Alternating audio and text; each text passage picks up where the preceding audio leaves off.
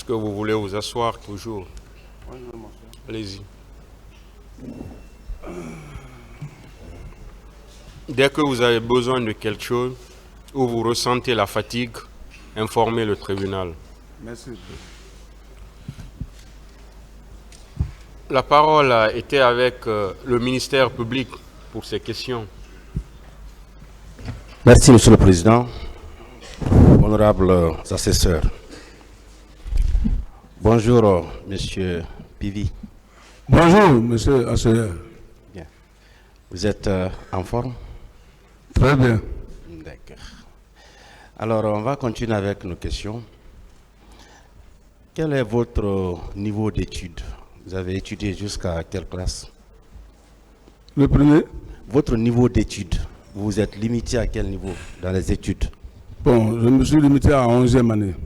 11e année. Ouais. D'accord. Et en 85, vous avez accédé à l'armée par voie de concours ou bien par cooptation? C'est-à-dire, est-ce qu'on vous a pris, on vous a intégré? Bon, j'ai accédé dans l'armée à travers le sport. À travers le sport? Oui. C'était à cause de vos exploits là qu'on vous a intégré dans l'armée? Oui, parce qu'en 85, je fus le champion d'Afrique avec médaille d'or. Donc quand je suis rentré dans le pays, pour que je bénéficie, ils m'ont demandé ce que je peux faire. J'ai demandé que je veux rentrer dans l'armée pour pouvoir former nos collègues militaires. D'accord. Et au sein du camp Alpha Yaya, est-ce qu'il y a un cimetière là-bas? Non, il n'y a pas de cimetière au camp Alpha Yaya. Dans toute la cour du camp, il n'y a pas de cimetière? Il n'y a pas de cimetière au camp Alpha Yaya.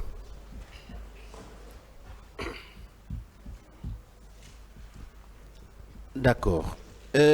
Par rapport à la libération des détenus au niveau de la prison civile de Koya, est-ce que vous vous souvenez, lorsque vous vous êtes rendu là-bas, vous avez vu une dame qui était juge de paix à Koya? Bon, ça, je ne me souviens pas. Vous ne vous souvenez pas avoir échangé avec une dame qui était juge de paix là-bas à cette époque? À Koya, un moment, je suis parti pour la libérer, un jeune. Et ça, c'était tout récemment là, tout récemment. Ça fait pas 4 mois comme ça. Donc vous vous êtes rendu à la prison civile pour faire libérer un jeune? Oui, en passant par la police judiciaire de Koya. D'accord. Et à cette époque, j'insiste là-dessus, vous n'avez pas vu une dame juge de paix? Oh non, je ne me rappelle pas. Qui avait même appelé général Sekouba Konaté, signaler votre présence là-bas? Non, ça c'est pas moi. Ce n'était pas vous? Sûrement c'est pas moi. D'accord.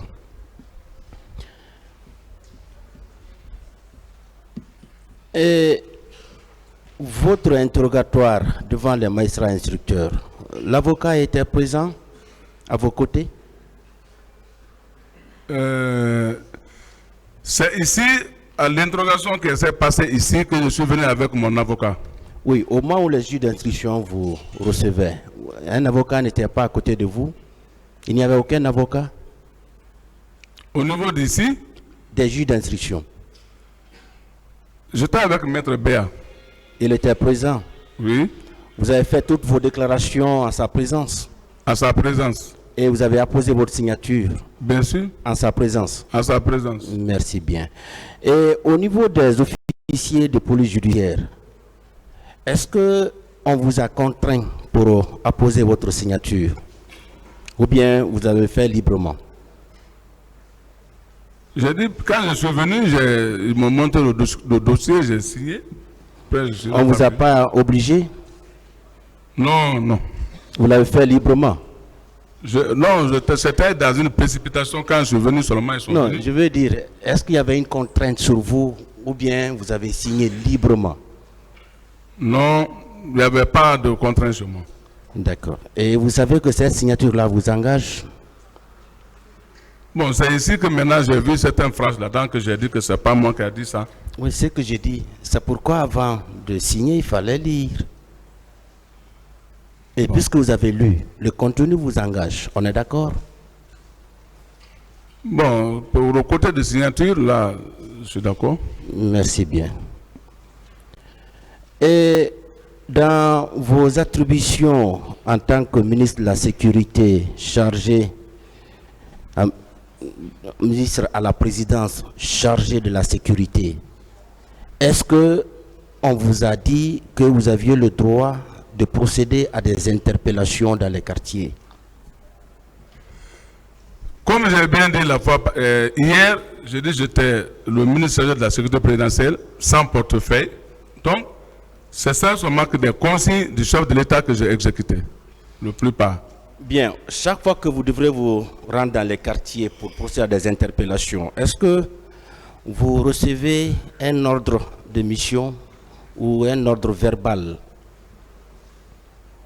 Quand il y a des ordres, le plus souvent, si c'est à partir de Conakry, je trouve c'est les ordres verbaux du président. Oui. Des ordres verbaux au niveau de Conakry. Au niveau de Conakry. Voilà. Et si c'est à l'intérieur? Bon, si c'est à l'intérieur, là, on a des ordres de mission qu'on nous Bien. donne. Et tout ce que vous posez comme acte, est-ce que vous rendez régulièrement compte à votre supérieur hiérarchique? À chaque retour de ma mission, je rends compte au chef, le président de la République. Il était au courant de tout ce que vous faisiez dans les quartiers? Partout qu'il nous envoyait pour les missions, quand on finit, on vient, on le rend compte. D'accord. Est-ce que vous étiez au courant de l'humiliation que le général Toto a subie au sein du camp Alpha Yaya? Effectivement, ce jour-là, moi, j'étais dans mon bureau. Ils m'ont fait savoir, ils sont venus me dire que il y a le commandant Toumba et ses hommes qui ont agressé le général Toto en bas de 32 escaliers à la rentrée du camp Alpha. Oui. Effectivement. Vous avez été là-bas? Non, bon, je n'ai pas. Avant que je bouge, à toi qu'ils ont quitté. Bien. Hier, en répondant aux différentes questions de vos avocats, vous aviez dit que vous vous étiez rendu à Kalea pour désarmer les jeunes qui étaient là. C'est vrai? Bien sûr, ça c'était au temps de la transition avec le général Sekouba. Bien. Donc, il y avait eu effectivement des recrutements à Kalea. C'est le jour-là que moi je suis rentré, je vous ai bien dit, à 22 h, à l'ordre du général Sekouba, lorsque les jeunes se sont mal comportés là-bas, il a donné l'ordre au chef d'état-major du temps, qui était Noukam, il a eu peur d'aller. Voilà. Maintenant, il m'a ordonné d'aller, et vic-vac, il faut aller désarmer les jeunes. Bien, donc, je veux savoir avec vous, vous êtes convaincu qu'il y a eu des recrutements à Kalea? C'est le jour-là que moi j'ai été, j'ai vu des jeunes oui, là-bas. Là où vous êtes convaincu qu'il y a eu recrutement à Kalea, non? Même avant, j'ai attendu qu'il y avait des recrutements là-bas. Merci beaucoup. Même avant. Et au niveau du bâtiment qui faisait office de votre bureau, est-ce qu'il y avait un conteneur juste à la devanture, conteneur couleur orange? Il n'y avait pas de conteneur. C'est maintenant là que, comme on est en train d'arranger le camp, ils ont envoyé un conteneur là-bas. Maintenant là. Le temps là, je n'ai pas remarqué la présence d'un conteneur. Au moment où vous étiez là, il n'y avait pas de conteneur? Non. À côté de mon bureau, il n'y avait pas de conteneur. Dans ce conteneur, on ne gardait pas les citoyens? Il n'y avait pas de conteneur là-bas. Comment on va garder les citoyens là-bas? Vous vous souvenez du chef du quartier de Samatara? Non, je ne me souviens pas. Il avait fait 2 semaines dans vos locaux là-bas. Ah, peut-être que ça serait, paix à son âme, c'est Issa là-bas, mais pas chez moi. Bien. Parce que c'est là où on faisait les conflits. Et même après les événements du 28 septembre, certains citoyens qui avaient été enlevés au niveau du stade avaient été séquestrés dans ce conteneur. Pas seulement là-bas. Pas chez vous. Pas chez moi. Dans tout le camp, Et je n'ai pas vu encore quelqu'un qui est incarcéré quelque part là-bas. dans tout le camp à cette époque-là, il n'y avait pas de conteneurs? Ah, je ne peux pas déterminer qu'il n'y avait pas de conteneur au camp. Le conteneur peut se trouver dans les autres côtés, mais moi je parle de chez moi, il n'y avait pas de conteneur là-bas. Bien. Avez-vous une société qui s'appelle AES? Bien sûr. La société est où? La société est là. Et elle fait quoi, cette société? C'est un service de gardiennage. Et ceux qui sont là-bas, ce sont des militaires? Non. C'est des civils. Les jeunes recrues de Kalea Non. ne sont pas au sein de cette société? Non. C'est des jeunes civils, comme on prend dans les quartiers, ainsi de suite, on les aide à Et faire le service. ils n'ont jamais été militaires? Non. Bien. Je vais vous faire lire les déclarations du lieutenant-colonel Tamba Kalas Tolno. Vous l'avez connu? Qui? Tamba Kalas Tolno, Tamba Kalas, je le connais militairement. commandant adjoint du BSC. Oui, à l'époque, à un temps là, il était le commandant adjoint de BSC. Avant. Vous l'avez connu? Je le connais. Bien, voici ce qu'il a dit à propos de la présidence à cette époque. Il dit, entre la présidence et le camp Alpha Yaya, c'est comme le Vatican dans l'Italie.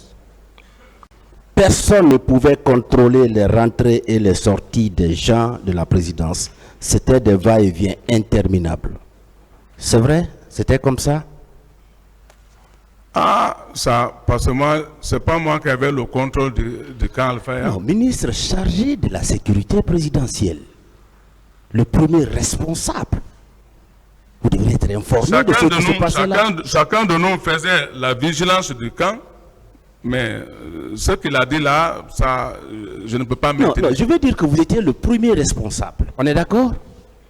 J'ai bien dit ici qu'avant, j'étais comme ça, avant. Voilà, ce qu'il dit là de la présidence, c'est vrai ou bien c'est pas vrai? Il n'y avait pas une anarchie totale? Non, je ne Des peux va-et-vient pas. interminables? Non, pas au niveau de la présidence. Bien, il continue, hein, il dit, la présidence avait son commandement, nous n'avions ni ordre, ni contrôle sur ces éléments. Le régiment commando avait aussi son commandant, on ne pouvait pas les contrôler. Ça c'est vrai? Comme j'avais dit ici, j'ai dit le régiment avait son chef, effectivement. Les éléments du régiment rentraient et sortaient sans être contrôlés par nous. Ça aussi c'est vrai? Bien sûr. Merci, Monsieur le Président. Monsieur Pévi, Présent. je ne reviendrai pas sur tout ce qui a été dit et bien dit. Il y a eu plusieurs questions qui vous ont été posées et vous avez donné des réponses qui sont consignées dans le primitif. Je ne reviendrai pas sur tout ça. Je veux juste revenir sur la date fatidique du 28 septembre. Je m'intéresse à une heure, 14h28. Ce jour, à cette heure, où étiez-vous? Ce jour-là, à 7 heures, j'étais déjà dans la position de Mania dans Frigadi. Vous n'avez pas compris la question. Je la reformule pour vous. Je dis Oui. que c'est la date du 28 septembre 2009 qui m'intéresse. Et pas toute la période du 28 septembre. C'est une heure qui m'intéresse. Et celle-là, c'est 14h28. Où étiez-vous à 14h28? Ça m'a trouvé maintenant, j'étais dans le camp. Dans l'enceinte du camp. Oui. D'accord. Est-ce que vous aviez tout au moins appris que la pharmacie de l'hôpital Donka avait été pillée?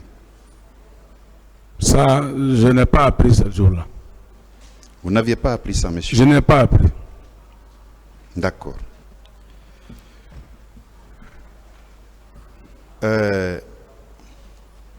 Les véhicules qui vous suivaient, parmi ces véhicules, est-ce qu'il y avait un pick-up à cabine unique qui était de couleur verte, endommagé du côté du côté droit, au niveau de la portière. Non, non. Non. J'ai bien dit que quand je marche, il y a ma voiture et 2 pick-up, c'est fini. Oui, je ne parle pas de votre voiture, monsieur. Je parle des 2 pick-up qui vous accompagnent. Parmi les 2, il y a un pick-up qui m'intéresse particulièrement. Sa couleur est verte et une des portières était endommagée. Non, je n'avais que des pick-up blanches. Vous n'aviez pas de pick-up de couleur verte, Non. de couleur militaire. Non, Vous n'aviez pas un pick-up dont la portière était endommagée. non, non. Non. Oui. Je disais qu'à 14h28, ce pick-up était stationné en face de la pharmacie de l'hôpital Donka, pendant que ses occupants étaient en train de piller la dite pharmacie. Vous étiez où en ce moment? Parce que vous avez dit que et vous et vos hommes n'étaient pas là. Vous étiez où en ce moment, M. Pivi? Je dis bien que là où vous parlez, j'étais dans le camp déjà. J'étais au camp. Le tribunal appréciera. Merci. Parlant de votre société, mon collègue vient de vous parler de votre société EES. Vous dites qu'il n'y avait pas de recrue de Calia qui était embauché dans votre société. Non, Mathieu Collier, vous avez son nom dans votre société? non, Vous n'aviez pas un Mathieu Collier là-bas? non. Mathieu Collier, non, je ne pense pas. Vous connaissez le nom de tout le monde, M. Pivi, dans votre société? Qui? Vous connaissez le nom de tout le monde dans votre société? Mais je sais pas seulement qu'il signe souvent la dernière signature, mais il n'y a pas un nom de Mathieu Collier, non. Ils sont au nombre de combien, ceux qui constituent votre société, ceux qui composent la société? Bon, il y a, ça peut faire au moins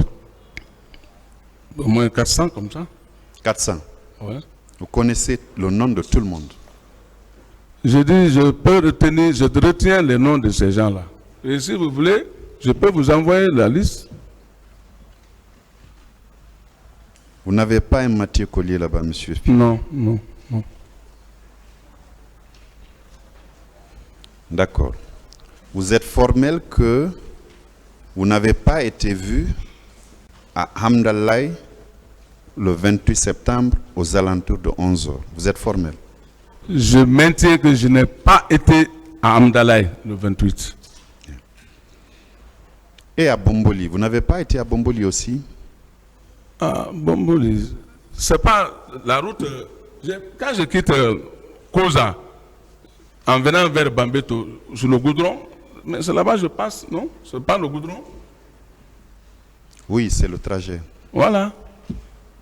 C'est mon passage? Est-ce que vous vous êtes arrêté pour un instant à Bomboli? Non, non, Vous êtes passé directement?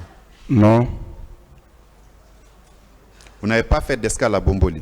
Je n'ai pas fait d'escale à Bomboli. Ceci-là, ça, c'est mon quartier presque. Bomboli, ça, c'est mes quartiers. Vous vous êtes arrêté à cause à néanmoins? Non, quand j'ai quitté, je ne me suis pas arrêté quelque part.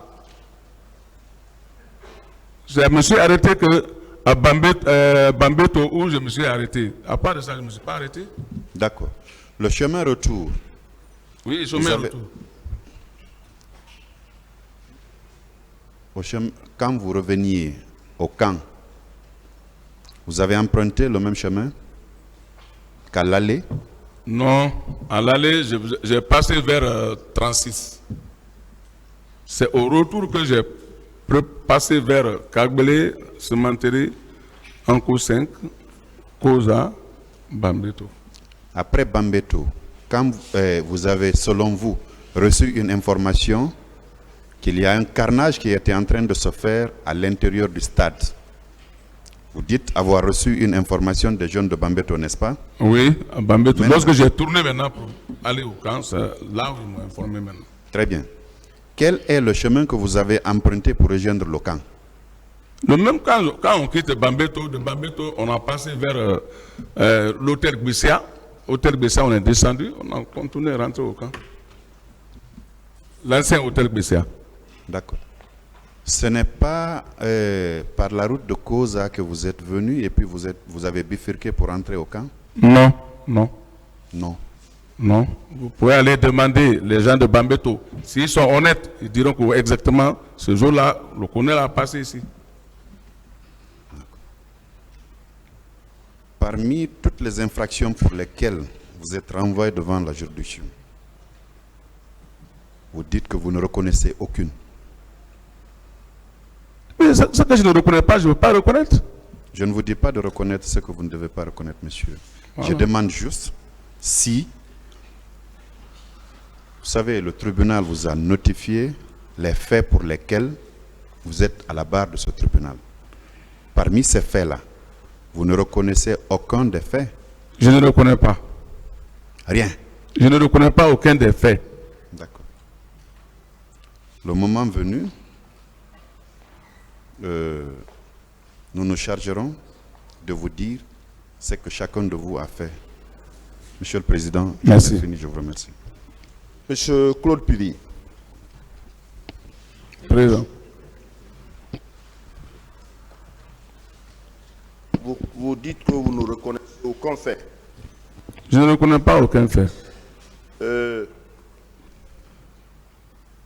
Vous dites que vous avez été dissuadé par le président d'Addis, pour dire qu'il y a une commission d'enquête qui doit venir, internationale.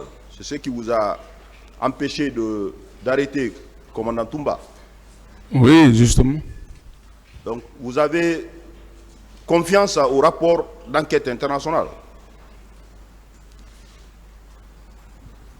Quel Vous avez rapport? confiance aux éléments contenus dans ce rapport. Le rapport que j'ai fait, c'est avec mon avocat. Le rapport d'enquête internationale.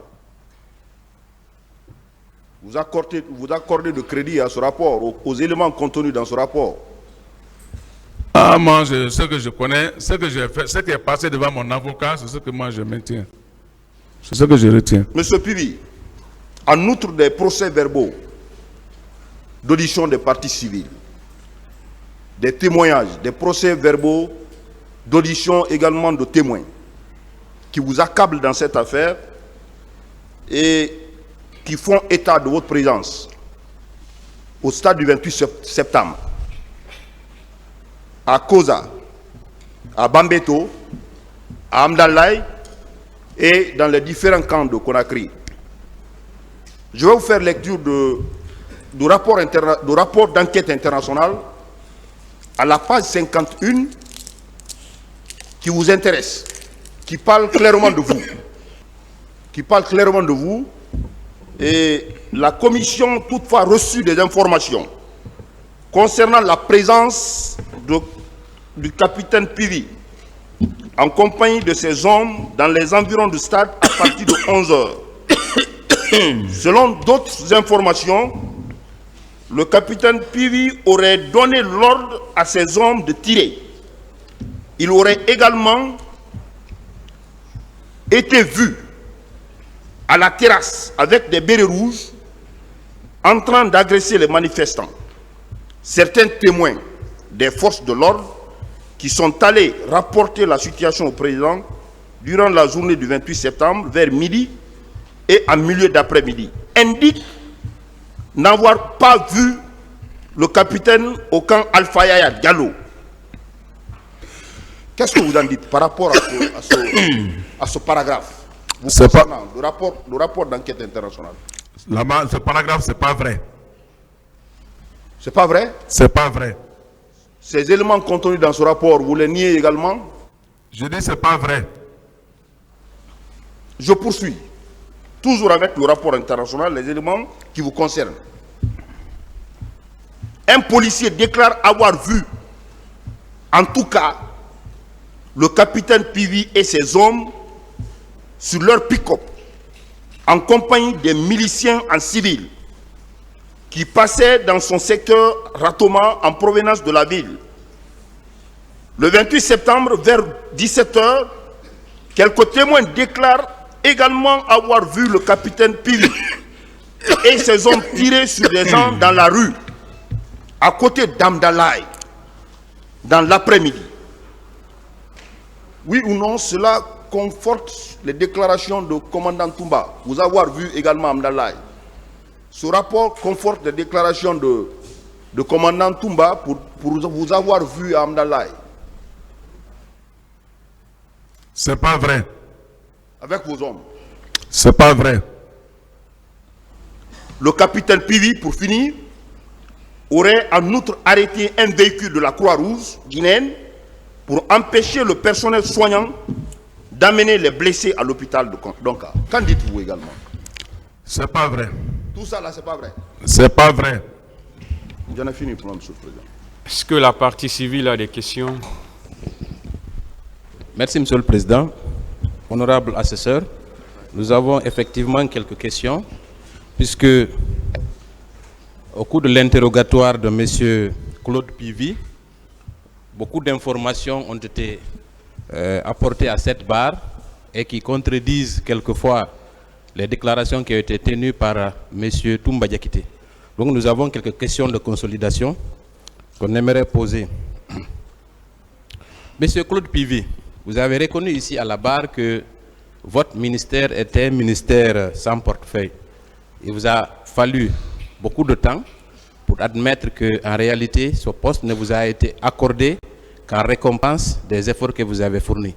Mais finalement, vous convenez avec nous que c'était un ministère c'était une coquille vide. Qu'en réalité, ce poste de ministre chargé de la sécurité présidentielle était en réalité un bras armé du régime en place pour réprimer toute voix dissonante. Cela, je pense que le tribunal... s'il vous plaît. Oui, Monsieur le Président, j'en viens aux questions. Vous avez parlé de cette mission de Manéa. Vous avez indiqué qu'elle vous avait été ordonnée le 25 septembre. Pourquoi alors avoir attendu jusqu'au 28 septembre, jour fatidique, pour vous rendre, soi-disant, à Manéa pour exécuter cette mission? Pourquoi? J'avais bien dit que, parce que j'avais la mission d'aller avant pour l'abbé, donc auquel j'ai bougé pour l'abbé. Donc j'ai dit que quand je quitte la mission de l'abbé, là je vais maintenant exécuter la mission là. Est-ce que ce n'est pas paradoxal que d'apprendre que des militaires incontrôlés sèment la terreur dans une ville et que vous décidez d'attendre 3 à 4 jours avant de réagir, si réellement cette mission elle est réelle? Pourquoi? Mais moi je n'ai pas, je ne peux pas dire, puisque malheureusement je ne les ai pas aussi vus en place, parce que Parlez dans le micro. quand on dit que les gens viennent ici se regrouper, les bandits viennent ici avec des véhicules, ainsi de suite. Donc je dois prendre un jour auquel je dois m'être bien préparé pour aller là-bas. C'est pour cela que j'ai attendu qu'on quitte l'abbé. C'était pas pour vous préparer. Vous avez dit c'est parce que vous avez une autre mission, n'est-ce pas? Pour l'abbé. Donc vous auriez dû peut-être informer le colonel Thieboro pour que lui il prenne en charge cette mission, oui ou non? La mission était destinée à moi. Attendez, pour que je comprenne. Donc s'il est question de bandits, c'est en fonction de la gravité, de la nature, de la personnalité des bandits qu'on vous commet ou quoi? Je dis bien, on dit que des militaires à main armée. C'est pour cela que la mission a été confiée à moi. Cela n'est pas convaincant, mon colonel, mais je vais poursuivre. On ne va pas refaire votre trajet à l'abbé, parce que vous l'avez indiqué, c'est assez flou. Commandant Toumba conteste votre présence à l'abbé, mais je vais passer. Maintenant, je vais poser la question de savoir pourquoi vous dites que quand vous êtes allé à l'abbé, le fait qu'il y ait eu du carburant au lieu du gasoil, on a mis de l'essence, ça a été le cheval de bataille de la défense. Pourquoi vous dites que cela constitue pour vous un complot contre le régime du président Dadis? Pourquoi? Oui, parce que vis-à-vis des choses qui se sont passées maintenant, je peux dire que c'était sûrement la préparation d'un complot contre le président. Qui Parce a que comment le chauffeur peut se permettre de dire qu'il a oublié de mettre, au lieu de mettre l'essence, il met gazole à la place de l'essence. Mais quand tu fais ça avec un chef de l'État, ça c'est des questions. Est-ce que vous étiez présent au moment où le pompiste a changé, comment on appelle, a mis du gasoil au lieu de l'essence? Vous étiez présent sur les lieux? Non. Alors pourquoi vous dites que c'est un complot? Mais non, là où on était en communication. Il y avait certains des hommes aussi qui étaient autour. Est-ce qu'il y a eu des arrestations suite à ce soi-disant complot? Ah, nous, on faisait nos enquêtes. On faisait les enquêtes. Ah bon? Si. Et vos enquêtes ont abouti à quoi, finalement? Ah, mais ça a abouti maintenant lorsqu'il y a eu le problème. Quand il y a eu des problèmes, c'est là on a compris que voilà, vraiment peut-être que ces gens-là, ce n'est pas aujourd'hui maintenant qu'ils ont commencé leurs problèmes. Alors, qui sont les commanditaires de ce complot? Puisqu'il y a un complot, il va falloir, c'est bien, il faut absolument qu'il y ait des commanditaires et des exécutants. Selon vous, qui sont les commanditaires de ce complot? Puisque vous affirmez ici qu'il y avait eu un complot. C'était qui? Mais les commanditaires, c'était le commandant Toumba, plus ses alliés qui étaient les degrés qui étaient au camp Makambo. Donc, les commanditaires, c'est le commandant Toumba et ses acolytes, n'est-ce pas? Oui, et les restes là, eux, ils connaissent. Très bien. Je pense que c'est un autre pan de ce dossier qu'il va falloir élucider. Très bien. Je vais poursuivre.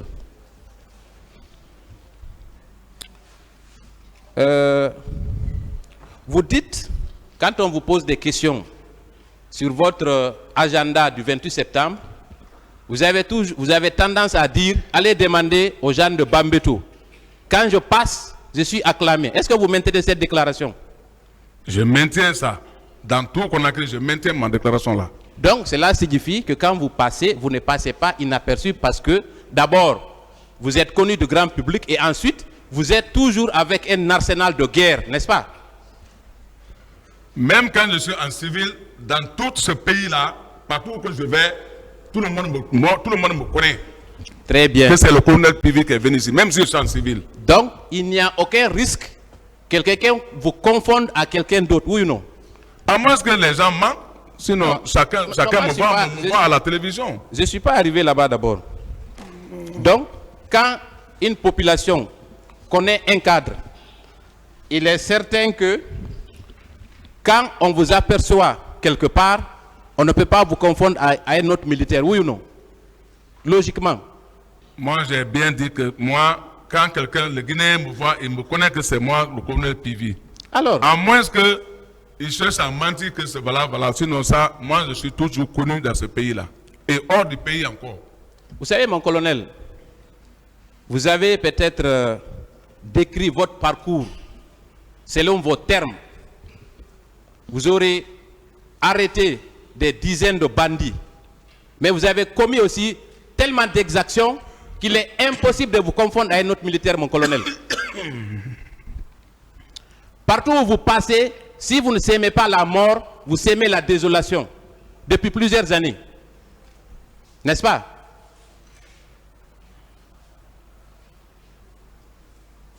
C'est la question.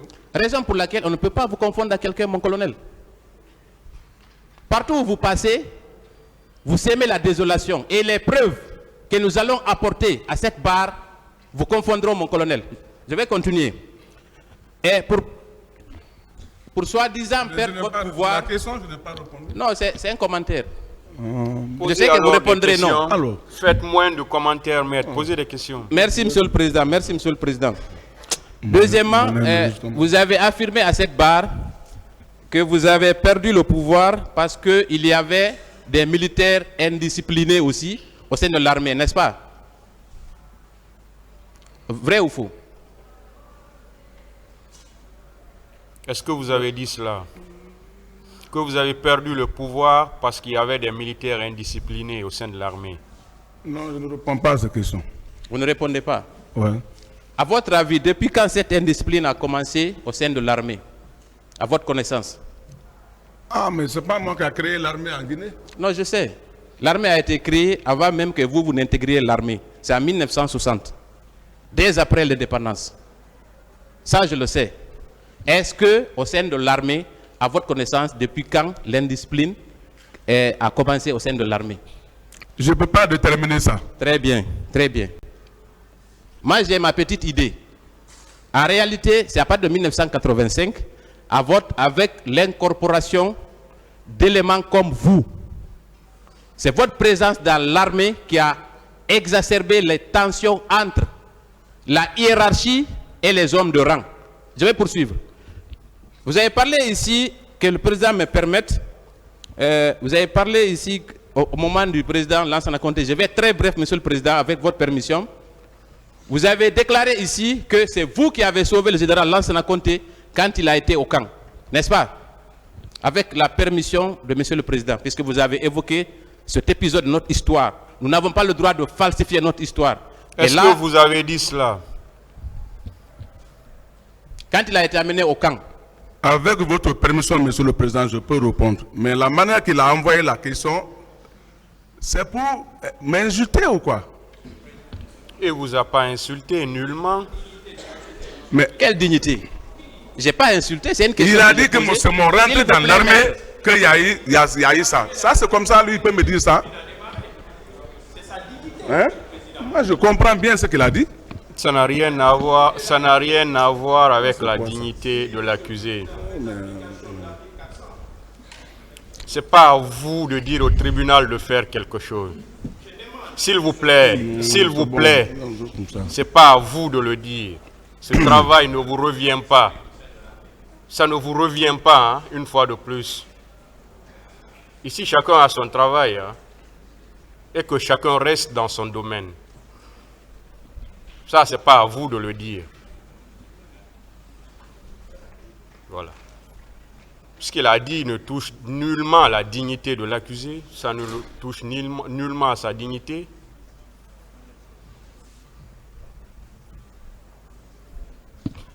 Allez-y avec voilà, la je voudrais reprendre ma question. Je crois qu'on fait de la surenchère de l'autre côté. Mais ça ne marchera pas. Est-ce que vous maintenez votre déclaration selon laquelle c'est vous qui avez sauvé le général Lansana Conté quand il a été conduit au camp suite à la mutinerie de 1996? Est-ce que vous maintenez cette déclaration? Je maintiens la partie là. Est-ce que vous connaissez colonel Seni Bangoura? Vous le connaissez? Armée gauche. Paix à son âme, je le reconnais. Vous l'avez connu? Paix à son âme, je l'ai connu. Alors c'est lui qui a sauvé le général Lansana Conté, je vous l'apprends. Vous ne pouvez pas falsifier l'histoire, mon colonel. Vous savez pourquoi il a été assassiné une semaine après? Il a été tué au cours d'un rassemblement, vous vous souvenez? Je me souviens de ça qu'il a été tué au cours d'un rassemblement. Donc c'est le héros de cette histoire, ce n'est pas vous. Je vais poursuivre. Monsieur le Président, avec votre permission également, je vais parler un peu de la prise du pouvoir.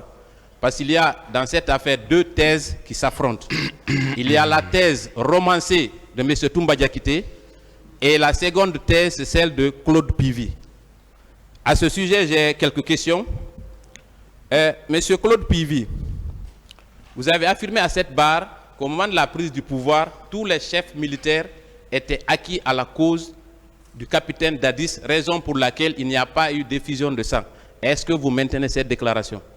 Je maintiens cette déclaration. Très bien. Est-ce que vous connaissez le colonel Tidiane, l'ancien directeur de renseignement du général Lansana Conté? C'est ma classe, je le connais. Très bien.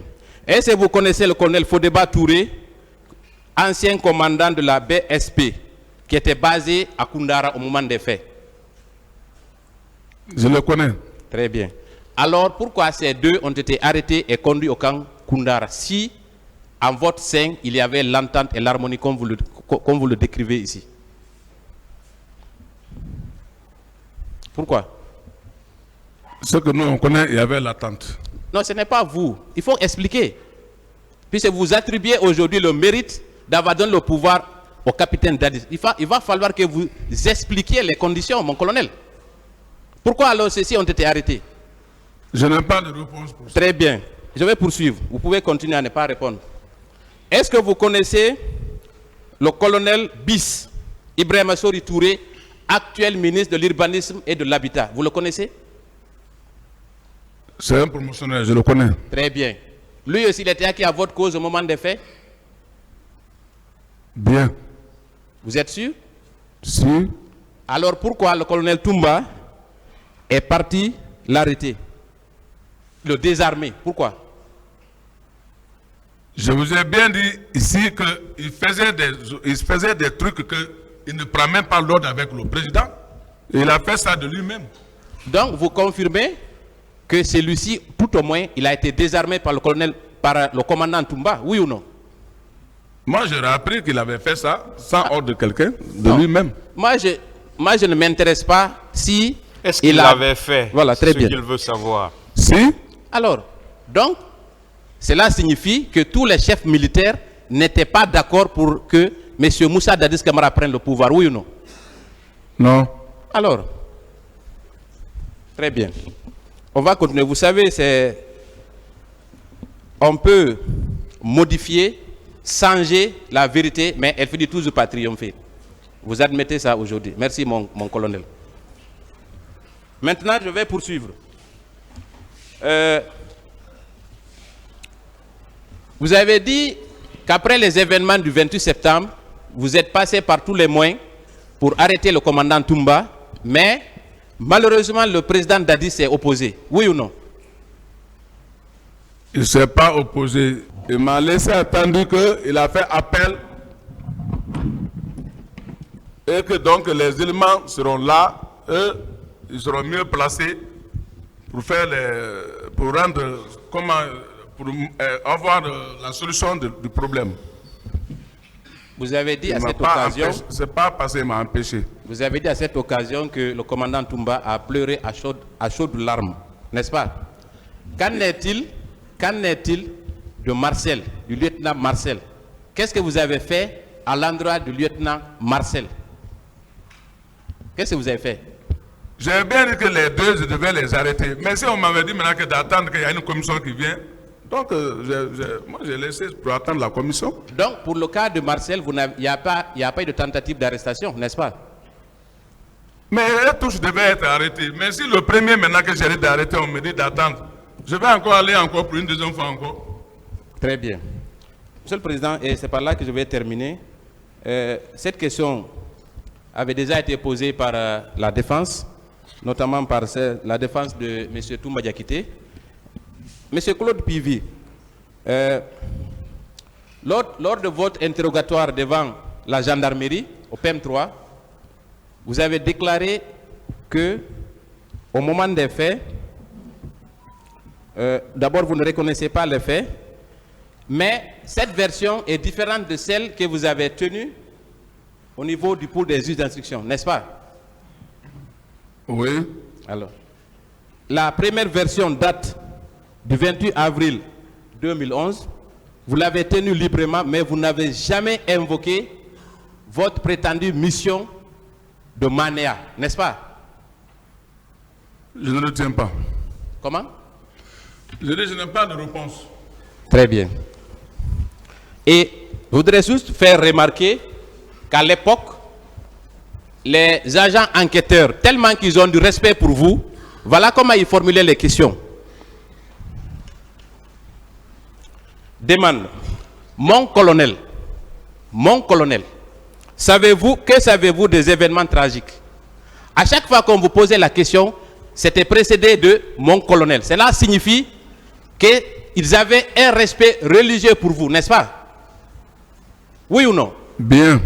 Alors comment ces gendarmes-là, à l'époque des faits, peuvent inventer des mentions contraires à celles que vous avez tenues? Est-ce que vous pensez que c'est logique, mon colonel? Comme j'ai dit, il y a des trucs là-dedans que c'est pas comme ça, j'ai expliqué. Et vous avez dit ici que vous ne les avez même pas rencontrés au cours de votre interrogatoire. C'est au bureau, on vous a appelé au téléphone, n'est-ce pas? Ils m'ont appelé, oui. Donc, voilà quelqu'un qui est poursuivi pour des crimes aussi graves. Les gendarmes n'ont même pas le courage de vous inviter dans leurs locaux. Ils vous appellent au téléphone et vous interrogent, n'est-ce pas?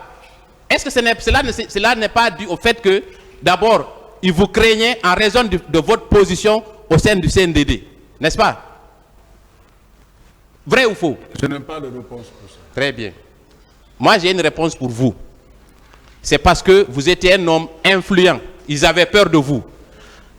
Par conséquent, ils ne pouvaient en aucune manière inventer des informations, des infractions, ou en tout cas des informations, et les porter dans un procès verbal sans que vous ne soyez au courant. Merci, Monsieur le Président, j'en ai terminé.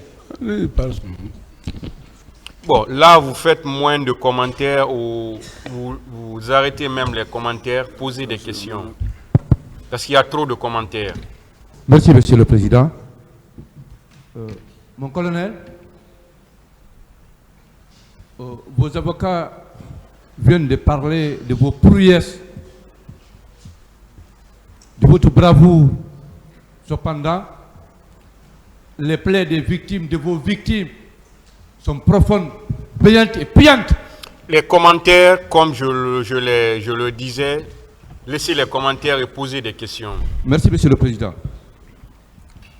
Mon colonel, connaissez-vous bien le quartier Kakimbo? Je connais Kakimbo, c'est pas Conakry. Je connais beaucoup de quartiers de Conakry. Répondez de façon courtoise aux questions, s'il vous plaît. Je connais Kakimbo. Connaissez-vous le nommé Amadou Bari dit Penna? Reprenez. Connaissez-vous le nommé Amadou Bari dit Penna? Le connaissez-vous? Peut-être quand si je le vois, je peux le connaître, mais je ne peux pas connaître le nom là. C'était le tenancier du bar.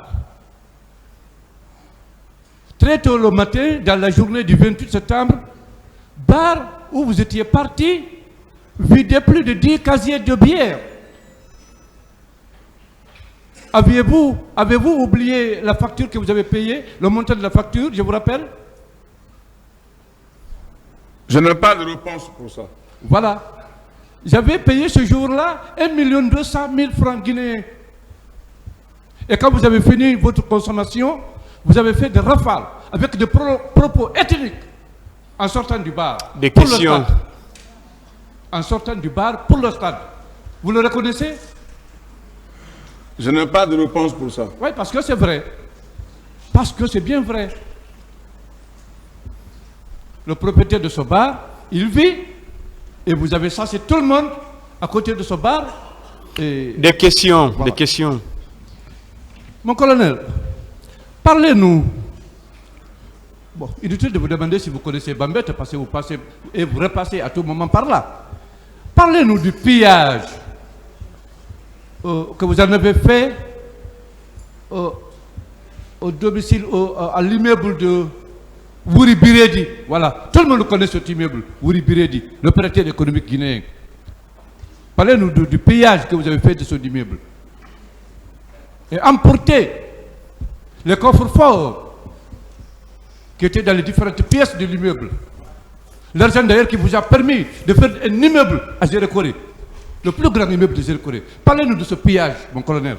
Parce que tout Bambeto vous a vu avec vos hommes. On vous écoute. Je n'ai pas de réponse pour ça. Ah oui, vous dites que partout où vous passez, c'est les applaudissements. C'est le contraire. C'est des cris. C'est la désolation, c'est la tristesse. Question. Vous le savez, et les Conakrikas le savent.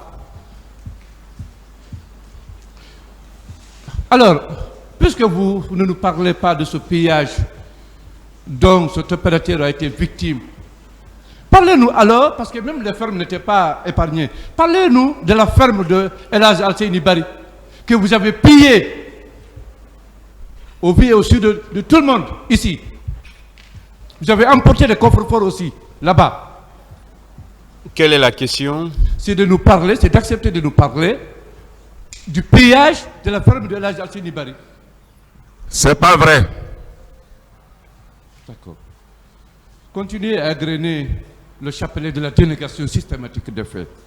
Continuez. Bien. Mais tout au moins,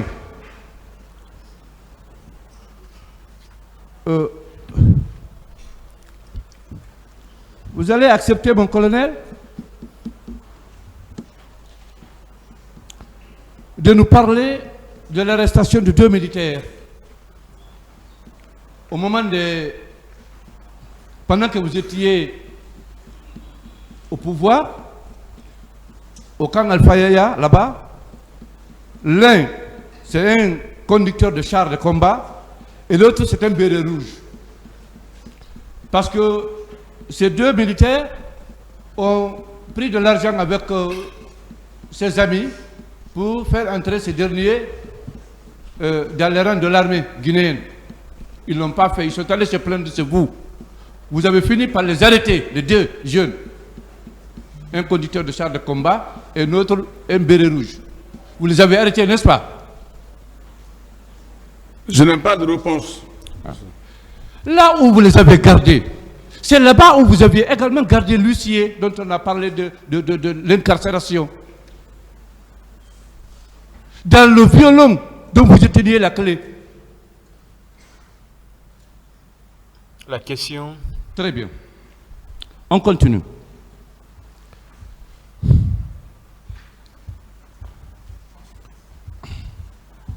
Alors,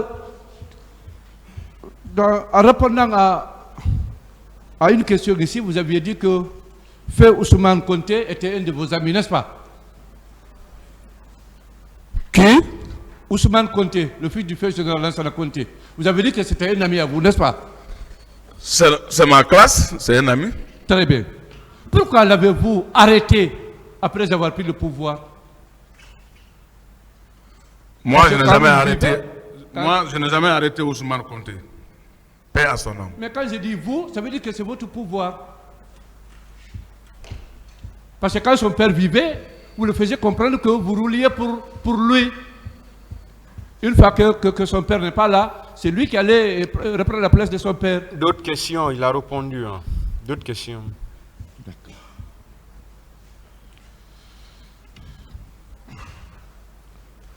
Mon colonel,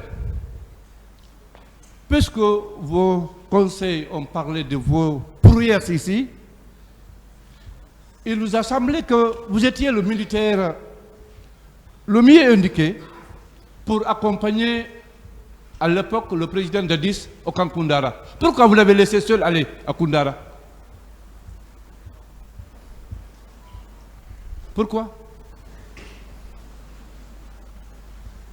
C'est une question? Oui, naturellement, pourquoi vous avez laissé seul le président Dadis aller à Koundara, rencontrer le commandant Toumba, étant le ministre de la sécurité présidentielle à l'époque. Pourquoi vous l'avez fait? J'avais déjà répondu. Non, vous n'avez jamais répondu à une telle question ici.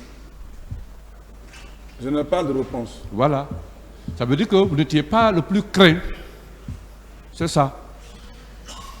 Dites-moi, mon colonel, entre la sécurité du président et la sécurité de l'infrastructure qui abrite la présidence, quelle est la sécurité la plus importante qui doit avoir la priorité? C'est celle du président ou bien de l'infrastructure qui abrite la présidence? C'est celle du président. Très bien. Pourquoi vous ne l'avez pas occupé? Pourquoi vous n'avez pas été l'aide de camp du capitaine Dadis? Pourquoi? Si je n'ai pas... Pourquoi vous n'avez pas été choisi comme étant l'aide de camp du capitaine Dadis? Non, c'est sa sécurité qui est la plus importante. La place de l'aide de camp est petite pour moi. Vous venez de confirmer que c'est la sécurité du président qui est la plus importante. C'est elle qui doit avoir la priorité. Et par conséquent, vous devriez l'occuper, vous, si vous étiez l'homme le plus fort, le plus craint, D'autres questions? l'invincible. D'autres questions? Voilà. Bien. Mon colonel, on continue. Parlez-nous, mon colonel, vous avez fait la guerre à l'extérieur de la Guinée, c'est vrai. Mais Feu Jean-Marie Doré, quand il vivait, il a témoigné dans des vidéos pour dire que il y avait deux messieurs, deux éléments de l'Ilimo qui discutaient de son élimination au 28 septembre, au stade. Parlez-nous de ces deux éléments. Mais là où je n'ai pas été au 28 septembre, comment je vais prendre les éléments? Si, mon colonel, vous avez été au stade. Je ne connais Tous pas les ces deux Guinéens, éléments. tous ceux qui ont été au stade... Quelle est vous ont votre vu. réponse? c'est de nous parler de ces deux éléments Non. de minimum. Ok.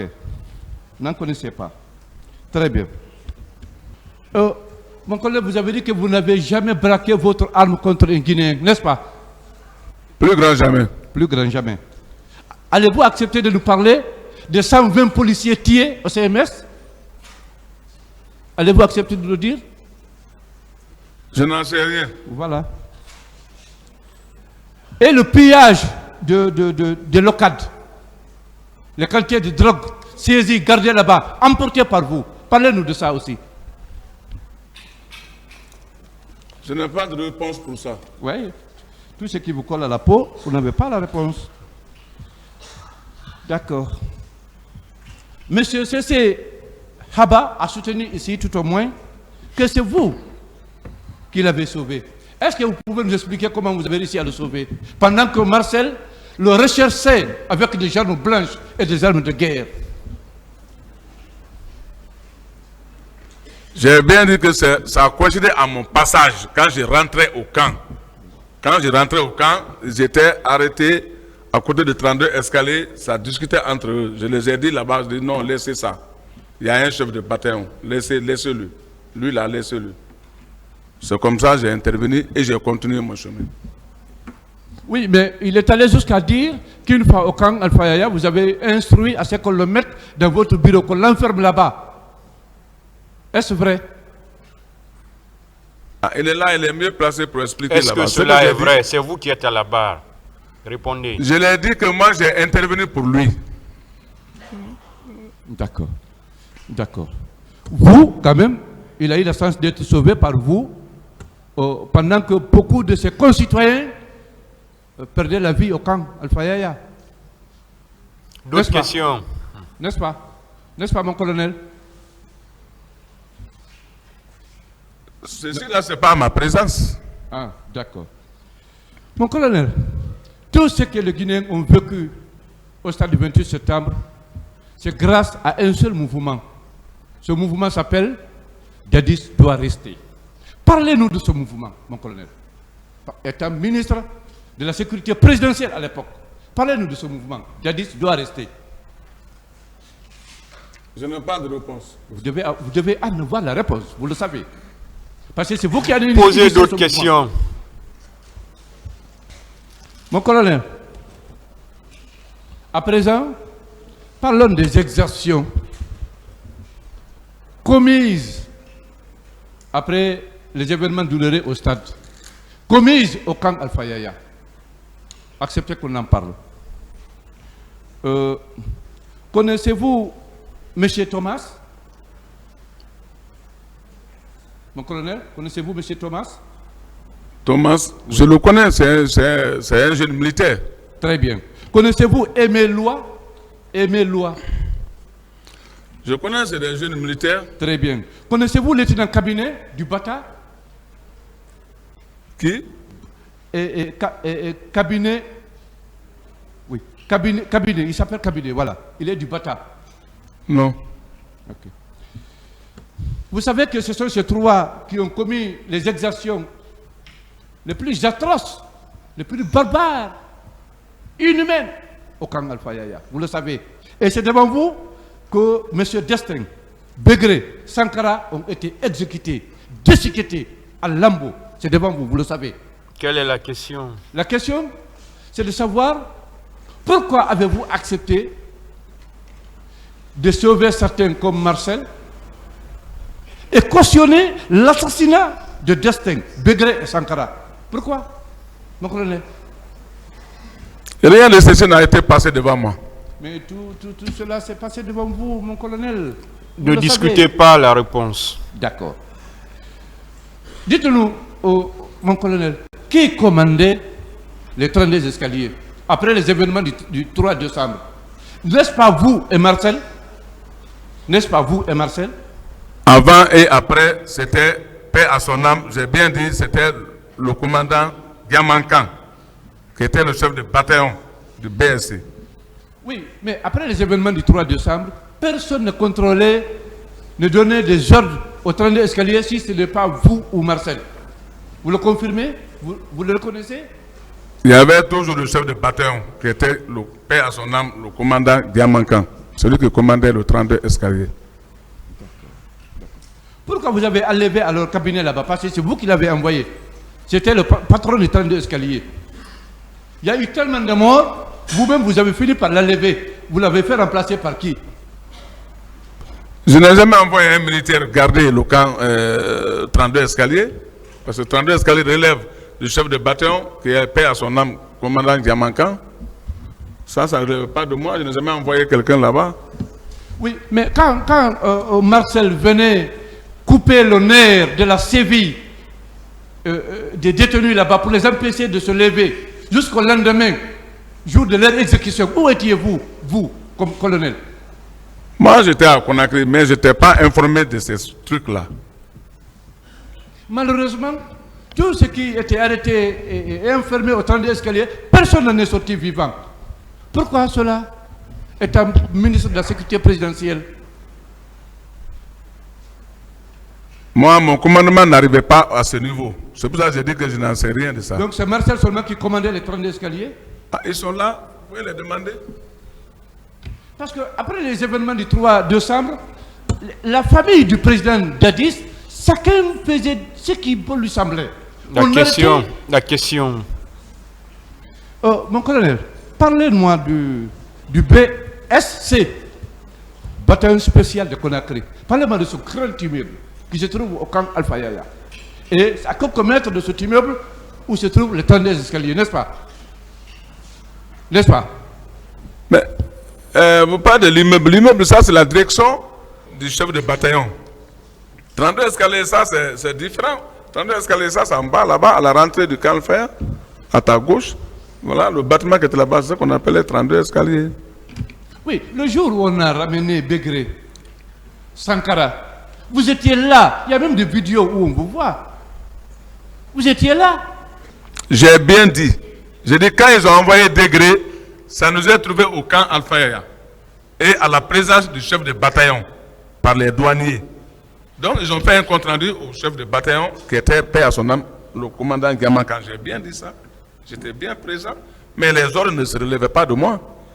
Bien, mon colonel, pour finir avec vous, dites-nous, mon colonel, entre M. Marcel et vous, qui de vous disait tout de suite rechercher M. Salou Dalin au stade avec des propos ethniques, armes à main? Qui de vous a essayé de tirer sur lui et qu'un de ces hommes a pris la balle à sa place? Maître, vous insistez trop sur des propos ethniques. Oui, mais s'il vous plaît. Je ne raconte pas ce qui s'est passé. Non, vous insistez trop sur ça. Propos ethniques. Ça dérange le tribunal. On avait dit la dernière fois, ces propos-là. Mais je ne reprends même pas les mots. Les mots sont je vous le rappelle, voilà. Donc débarrassez-vous de ces propos-là. Voilà. J'ai compris, Monsieur le Président. Dites-nous, mon collègue, qui de vous le recherchez, arme à main? Qui de vous a essayé de tirer sur lui? Et un de ces hommes a pris la balle à sa place. Je n'en sais rien. Je n'en sais rien. Étant proche du président Dadis, étant son ministre de la Sécurité présidentielle, pourquoi vous n'avez pas tenté de le dissuader afin qu'il accepte au moins que le blessé, notamment M. Salou Dalin, sorte de la Guinée pour aller se soigner? Pourquoi avez-vous donné des instructions à l'aéroport pour qu'il ne sorte pas? Pourquoi? Je n'en sais rien. D'accord. C'est bon, monsieur. Je vous remercie, Monsieur le Président. J'ai 2 ou 3 questions à vous poser. Mon colonel, j'ai une remarque. La plupart de vos témoins ou des auteurs des exactions que vous reconnaissez sont tous morts. Je cite Diamankan, Aïdor, Begré, etc. Et pourquoi ça? Reprenez la question. Je dis bien, mon colonel, je dis pourquoi la plupart de vos témoins que vous citez ou des auteurs des exactions que vous-même vous reconnaissez. Je parle de ce qui s'est passé au 32 escalier. Sont tous morts. Ah, mais ça c'est indépendamment de moi, ça c'est Dieu. Mais quelle coïncidence. Les exactions qu'on vous reproche, vous reconnaissez ces exactions, mais vous dites que vous n'êtes pas auteur de ces exactions.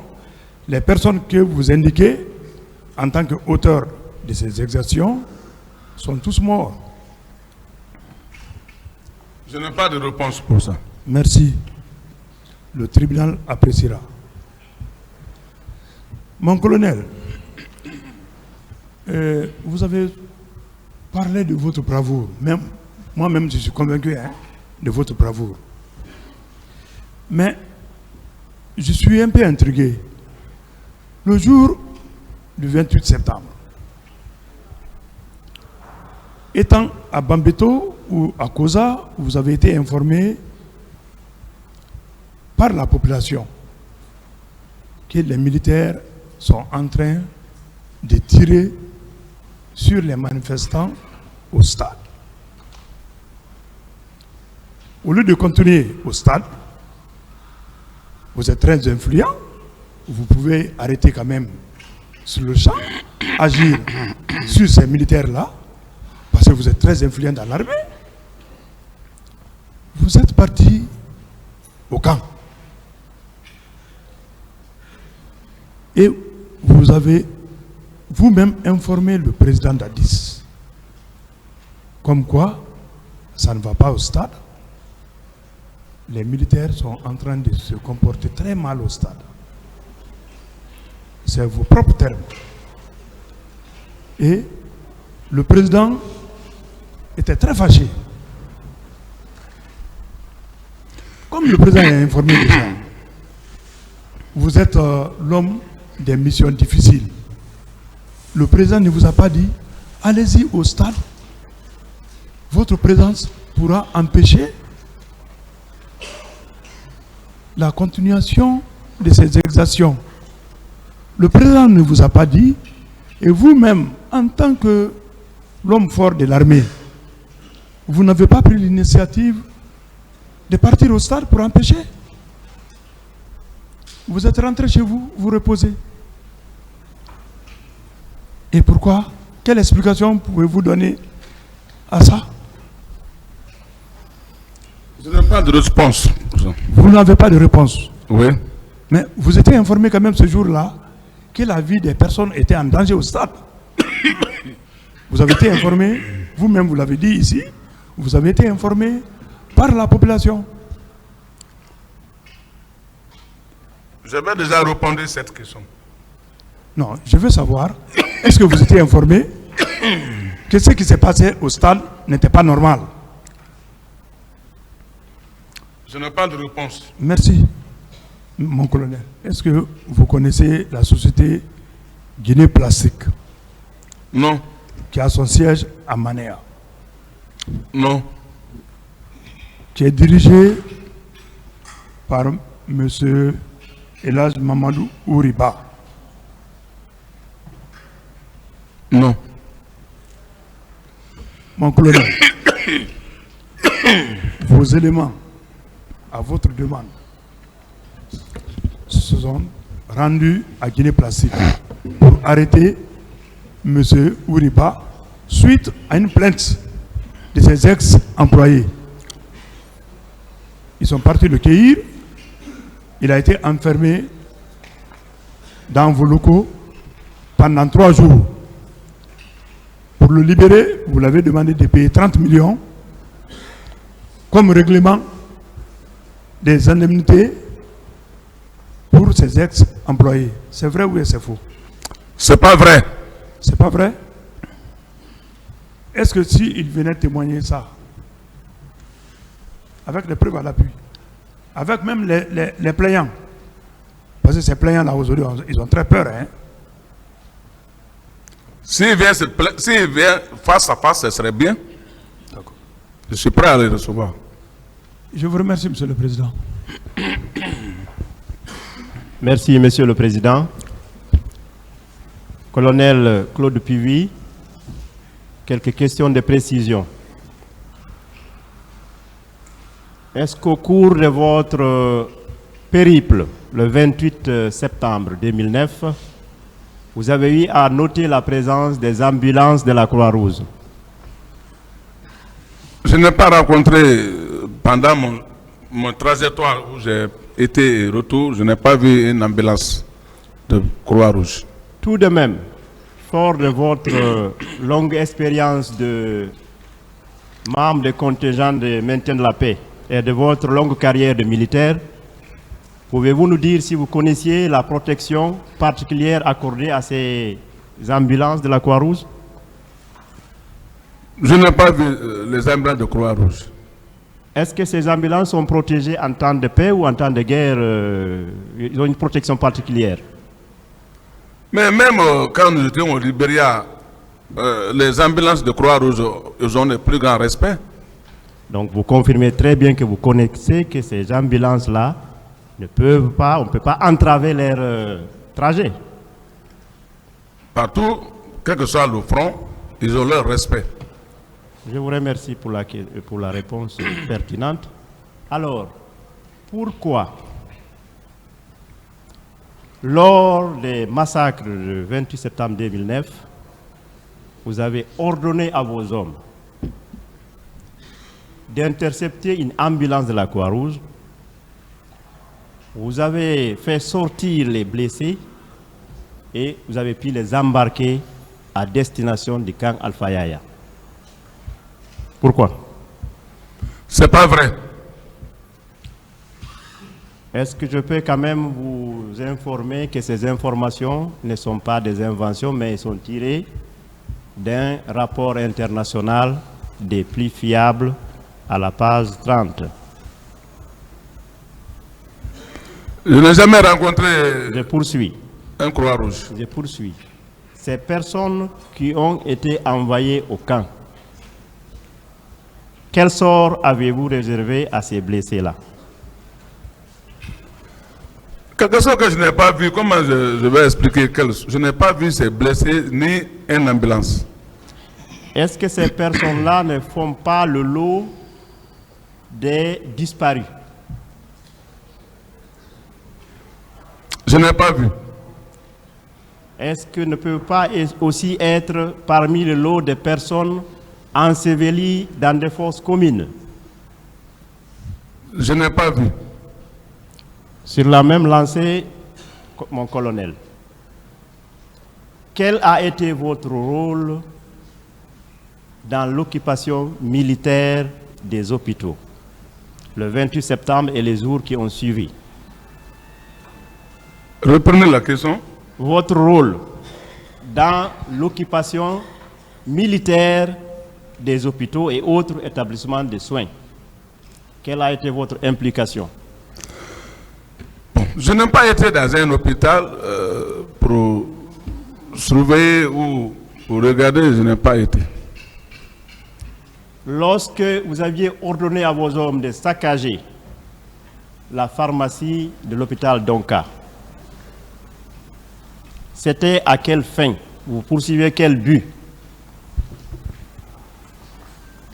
Je n'ai jamais ordonné à mes hommes d'aller saccager une pharmacie.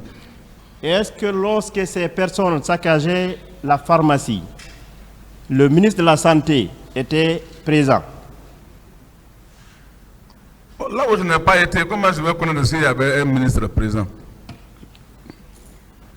Mon colonel, est-ce qu'en dehors de la tenue réglementaire, vous arboriez d'autres éléments sur votre tenue? Ou bien vous êtes, durant tout le long de votre carrière, vous n'avez porté que votre tenue réglementaire? Il n'y a pas eu d'amulette ou de cori ou autre? Vous n'aviez pas coutume de le faire, de porter ce genre de choses? Je vous dis bien, ce dont vous parlez là, la station des Kouris, ça ce sont mes habits donnés par mon grand-père. Donc ça ce sont mes habits de défense. Je le porterai à n'importe où. Est-ce que vous aviez été au courant également que les recrues de Caléa portaient également la même chose? Est-ce que ce n'est pas une certaine inspiration de vous? Là, je n'en sais rien. Mon colonel, quel rôle avez-vous joué dans l'organisation de convois de ces recrues vers le stade et aller comme retour? Je n'ai pas vu un convoi, donc je ne pouvais rien, je n'ai pas vu personne.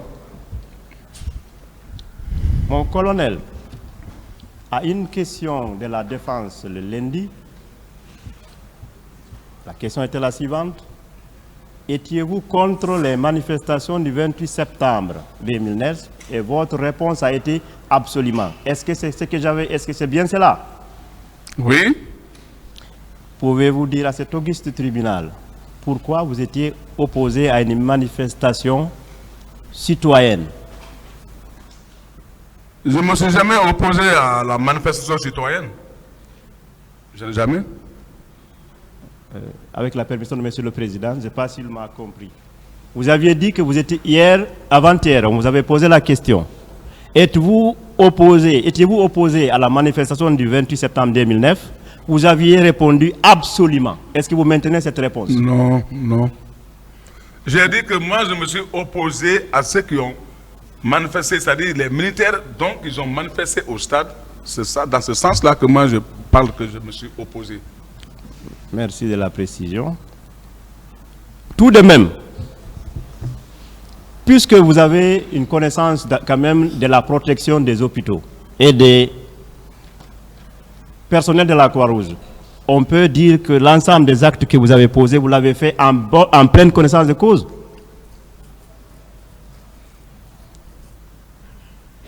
Vous étiez un homme averti, c'est ce que je voulais dire. La question, c'est pas compris. Est-ce qu'on peut faire, hier, votre avocat souligner qu'il n'y avait pas un élément moral? J'essaie de vous faire ressortir que l'ensemble de vos actes que vous avez posés, vous l'avez fait en pleine connaissance de cause. Vous connaissiez ce que vous faisiez. Je n'ai pas de réponse. Quel est votre sentiment aujourd'hui par rapport à ces atrocités qui vous sont imputables? J'ai bien dit que ça, ce qui est passé au stade le 28 septembre, moralement, en tant que Guinéens, ça nous a tous touchés. Parce que c'est des actes qui ne sont pas faisables. Ça nous a tous touchés. Mon colonel Claude Puvis, je vous remercie. Merci, Monsieur le Président. Merci. Je vous remercie, Monsieur le Président, honorable assesseur. Je voudrais poser quelques questions à mon colonel. Mon colonel, est-ce que vous confirmez que le président Dadis s'était engagé à démissionner le jour que le sang coulera sur le territoire guinéen? Je n'en sais rien de ça. C'est vous qui aviez tenu ce propos. Est-ce que vous le confirmez? Non. Non. D'accord. Est-ce que vous savez que Begré et un de ses collègues militaires, après leur arrestation à la frontière de la Sierra Leone, ont été amenés au camp Alpha Yaya Diallo, sauvagement attachés?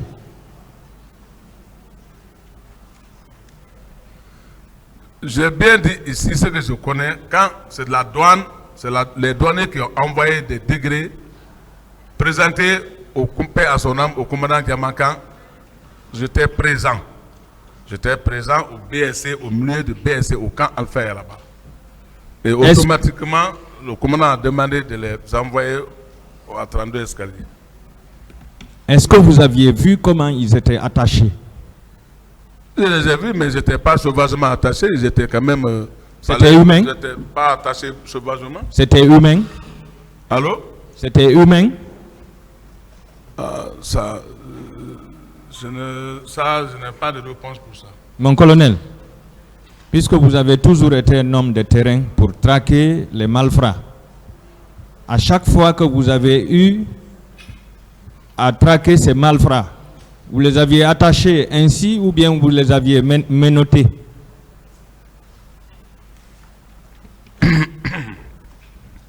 Moi, il y avait certains bandits à main armée, tels que le bandit que j'ai arrêté à Ratoma.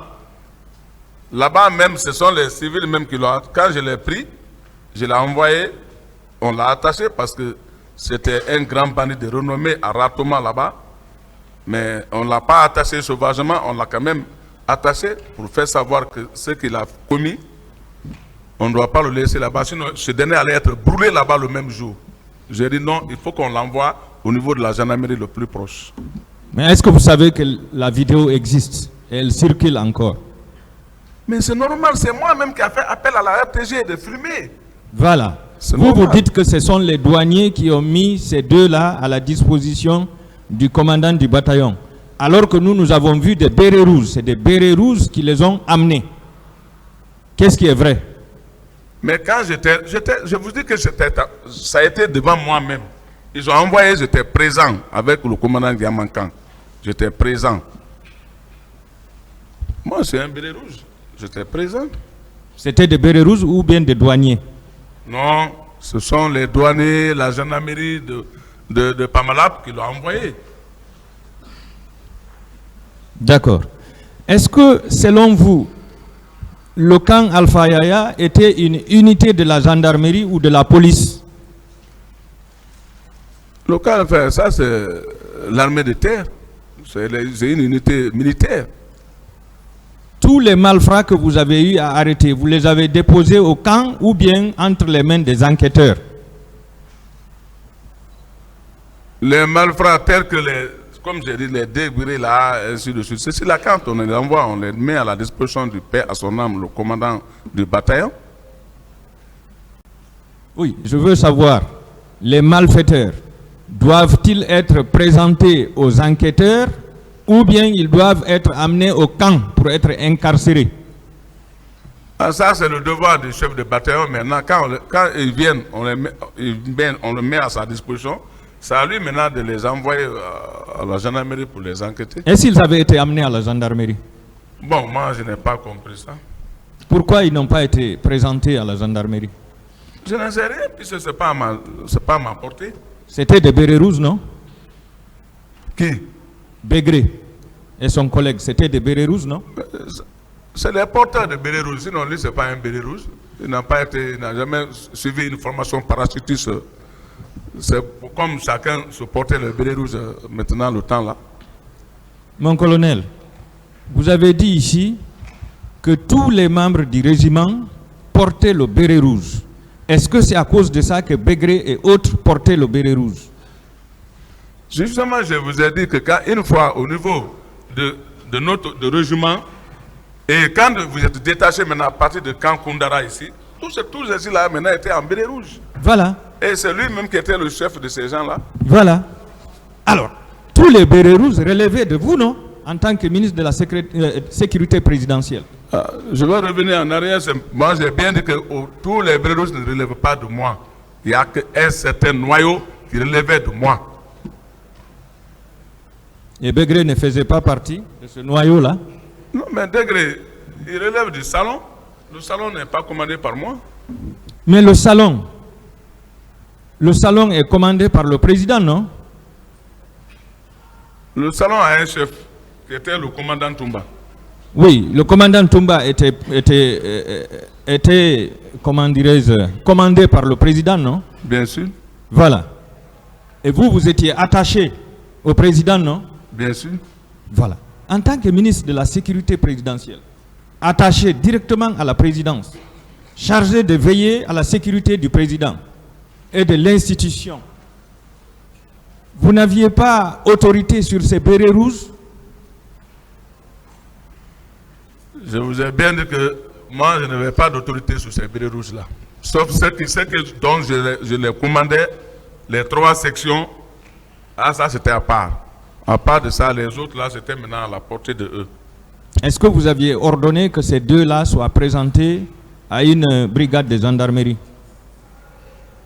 Lesquels? Bégré et son second.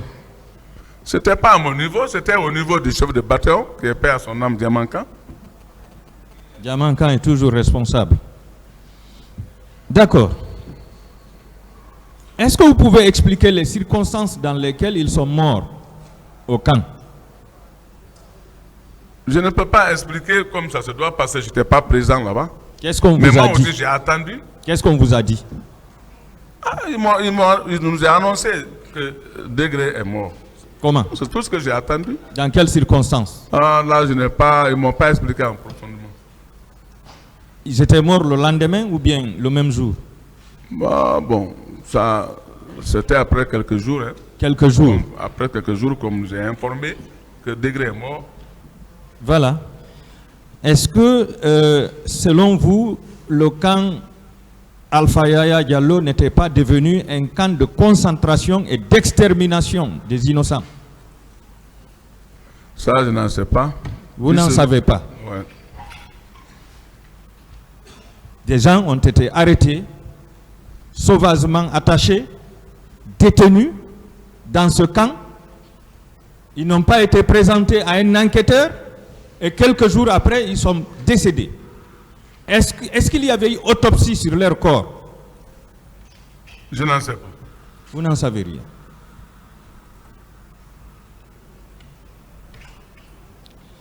Est-ce que vous reconnaissez être parti à l'Abbé le 25 septembre 2009 avec des camions militaires? Avec mes pick-up le 26. Avec le 26. mes pick-up. Est-ce qu'il y avait des camions qui accompagnaient? Non, moi, je n'ai pas de camion qui m'accompagne. Mon colonel, vous l'avez dit hier. J'ai bien dit, au retour, comme j'étais le dernier, il y a les restants des camions. Nous, on escorte tout maintenant en venant. Voilà. Et moi, en partant, je vais avec mes pick-up et ma voiture de commandement. Mais c'était des camions militaires, non? Non. Moi, je n'ai jamais... Comment je vais prendre un camion militaire? Je vais transporter qui là-dedans? C'était des camions civils? Non, moi, j'ai des pick-up. Pick-up de la présidence. Les camions dont vous parliez, les camions dont vous parliez hier, est-ce que c'était des camions militaires ou civils? Au retour de l'Abbé, mais on avait certains camions qui étaient à la présidence. Il y avait certains camions au niveau de la présidence. Donc c'était des camions militaires? Ah, en tout cas, c'est des camions militaires au niveau de la présidence. C'est pas difficile, mon colonel. Au retour de l'Abbé. Ça, c'est pas une infraction, ça. Aller à bord des camions militaires, c'est pas une infraction. Est-ce que ces camions étaient remplis d'armements et de munitions pour réprimer la jeunesse de l'Abbé qui allait s'opposer? Non, non, non, non. Dites la vérité, mon colonel. Là où on a été accueillis à bras ouverts à l'Abbé, comment on peut aller avec les armes contre encore les citoyens de l'Abbé?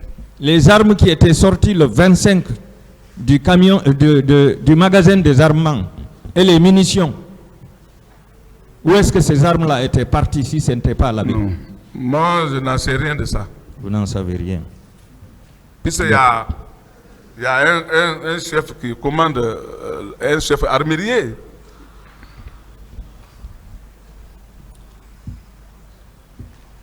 Mon colonel, vous confirmez votre présence à l'Abbé? Absolument. Qu'est-ce qui a nécessité le survol du territoire de l'Abbé par des avions de chasse ce jour? Reprenez. Je dis bien, qu'est-ce qui a nécessité le survol du territoire aérien de l'Abbé par des avions de chasse?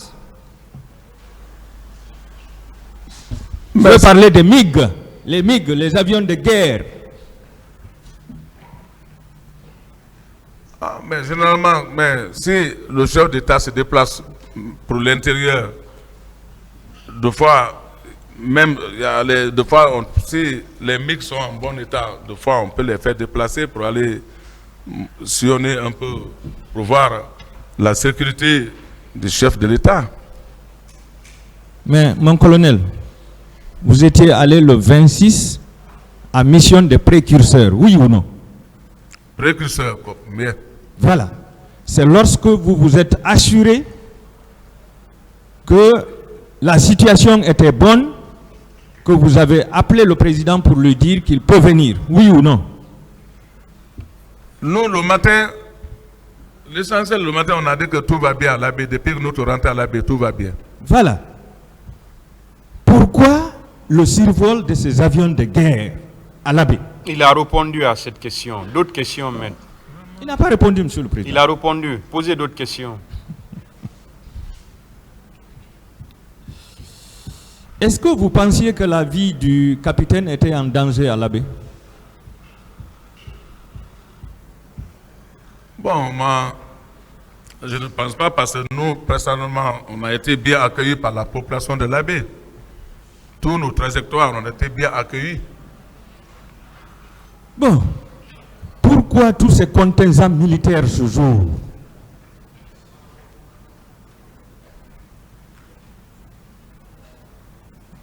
Je n'ai pas de réponse pour ça. Vous n'avez pas de réponse. Merci, mon colonel.